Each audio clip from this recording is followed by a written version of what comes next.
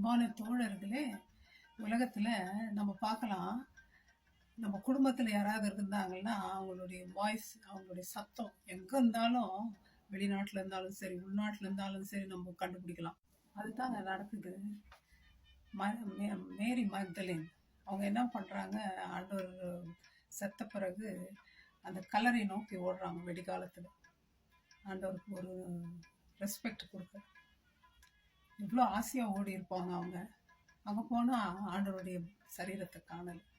உடனே அங்கே 2 தேவதூதர் உட்காந்துருக்காங்க. இந்த அம்மா அழுறாங்க. அங்கே திரும்பி பார்த்தா ஒரு தோட்டக்கார் கேட்குறாரு, ஏம்மா அழுற? என்னுடைய ஆண்டவர் யாரோ எடுத்துகிட்டு போயிட்டாங்க, எங்கேயாவது வச்சுருந்தா சொல்லுங்க. அப்போது ஆண்டவர் இந்த அம்மானுடைய தாகத்தை பார்த்து சொல்கிறார், கூப்பிடுறாரு மேரி. மேரி மேரின்னு கூப்பிட்டு உடனே அந்த அம்மாவுக்கு உடனே அந்த வாய்ஸு, ஐயோ இது நம்ம இயேசுநாதன் வாய்ஸ் இல்லையா, ரபுனி. அப்படியா ஆண்டருடைய சத்தத்தை, ஆண்டருடைய பிரசன்னத்தில் தான் இருக்காங்க. முதல்ல அறிஞ்சிக்கல, அவருடைய சத்தத்தை கேட்ட உடனே உணர்றாங்க. அதுதான் பைபிளில் ஆண்டவர் சொல்ற, என் ஆடுகள் என் சத்தத்தை கேட்கும், அவர் பின்னால் போகும். நம்ம எப்படிங்க இருக்கோம்? ஆண்டருடைய சத்தத்தை நம்ம டெய்லி கேட்குறோமா? அதே மாதிரி எம்மா ஊருக்கு 2 பேரும் நடந்து போயிட்டு இருக்காங்க. ஆண்டவரும் கூட போயிட்டு இருக்கிறாரு. ஆனாலும் ஆண்டவர் பிரசன்னத்தில் இருந்தோம், ஆண்டவர் யாருன்னு தெரியல.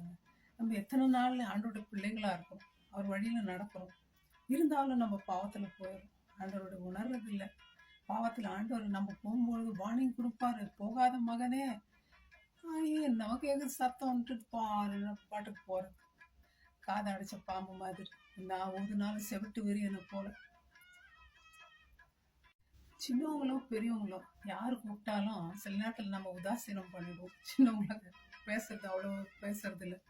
ஆனால் சின்ன சாமுவேல் ஆண்டவரோடு பேச கற்றுக்கணும். கூப்பிடுறாரு ஆண்டவர்.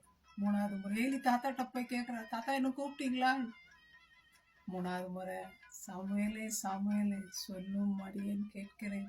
நம்ம என்னைக்காவது அப்படி ஆண்டுட்டு சொல்லியிருக்கிறோமா? ஆண்டவர் நம்மளோட பேசியிருக்கிறாரா? நேரம் நம்ம ஸ்பெண்ட் பண்ணியிருக்கிறோமா?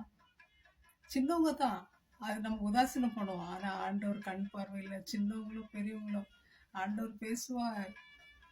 ஆண்டவருடைய சீஷர்கள் 11 பேரும் ஆண்டவர் மறிச்சது பேரை ரொம்ப பயந்துட்டு அறையில் தங்கியிருக்காங்க. ஆனால் உயிர்த்தெழுந்த ஆண்டவர் அவங்களுக்கு வெளிப்பட்ட பிறகு அவங்களுடைய தைரியத்துக்கு அளவே இல்லைங்க. அவங்களுடைய வாழ்க்கையை ஆண்டவருக்கு கொடுத்தாங்க, ஆண்டவருக்காக நின்னாங்க, ஆண்டவருக்காக மறித்தாங்க, உலகம் எங்கும் போய் ஆண்டவரை பற்றி சொன்னாங்க. நம்ம இன்னைக்கு எப்படி இருக்கோங்க? ஆண்டவரை பார்க்குறோம், வேதத்தில் வசனத்தை கேட்குறோம், பாட்டை பாடுறோம். நம்முடைய வாழ்க்கை எப்படி இருக்கு? நம்ம ஆண்டவருக்காக இருக்கிறோமா? ஆண்டவர் கூப்பிடுறது நம்ம நினைப்போம், நம்ம ஆண்டவருக்கு கொடுப்போம். அவருடைய பிரசன்னத்தில் நாம் நடப்போம். அவருடைய பேசுகிறதுக்கு நம்ம காது கொடுத்து கேட்போம். ஆண்டவர் நமக்கு உதவி செய்வோம். May God bless you, my friends. Thank you. Bye-bye.